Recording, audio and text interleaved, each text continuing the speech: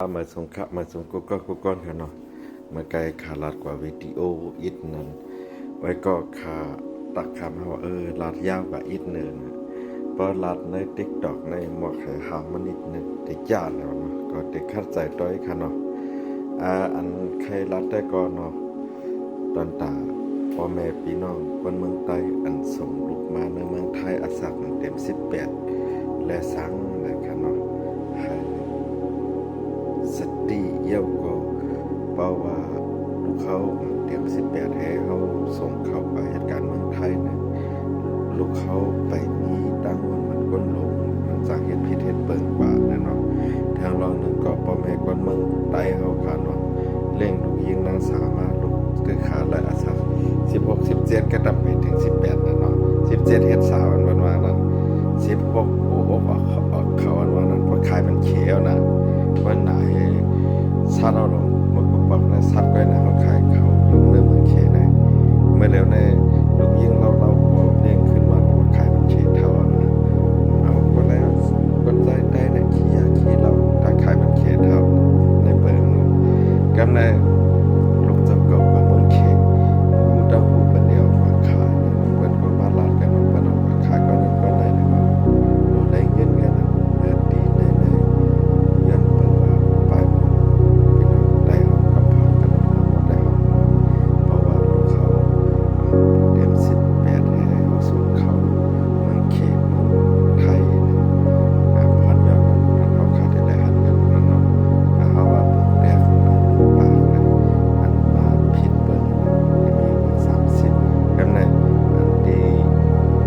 อัน70ล้าน70ก็ดีโดยเปิดให้ IPI น้อยใครยึดรอบจัดเต็มก็ยิงจบจบความได้เบิ่นว่าเล็งยิงท่าในลูกใจท่าอยู่นะครับใครว่าได้ก็พ่อแม่พี่น้องคนใดส่งลูกมาในเมืองไทยก็เป็นวันนั้นเป็นเรื่องได้เป็นส่วนให้มาเห็นก็เห็นผู้ลิงเปิดเป่าลมเปิดเจ้าก็มือเอาที่หากินง่ายในขนมในวันนั้นก็เป็นแหละอย่าเอาที่โมได้เสีย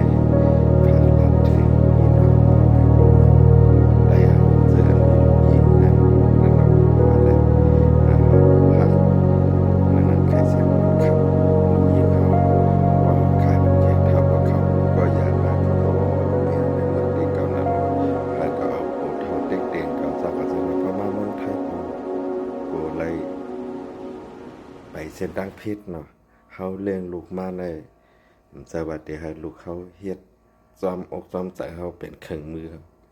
เฮาลูกได้หมดด้วยเปิ้นใครฝากถึงพ่อแม่คนเมืองใต้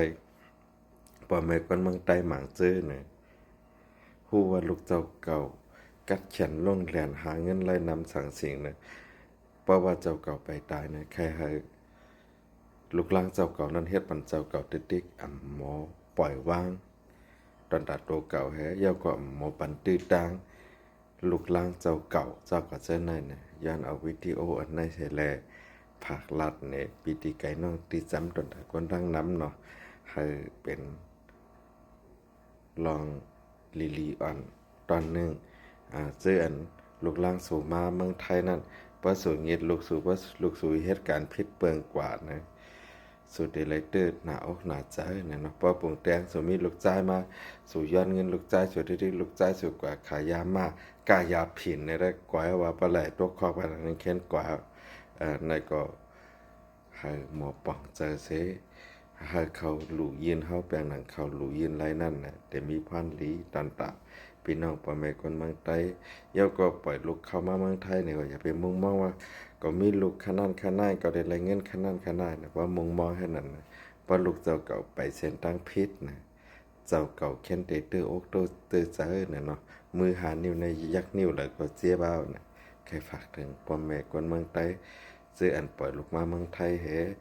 ไกลๆย้อนเงินลูกเงินล่างหนานั่นน่ะไล่หันอันลูกเข้าไปตั้งพิษแต่หน้าเฮือนปานยาปานเหตุการณ์ก่อมออกมันน่ะก็เปิดแต่หน้าเฮือนก็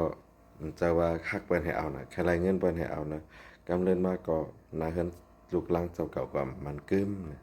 ใครฝากรัดถึงซื้ออัน พ่อแม่ฮักลูกกว่าเนาะอันพ่อแม่ฮักลูกแต่ก็ย้อนยินจอมกูก็กูก่อนครับมาส่งครับบ๊ายบาย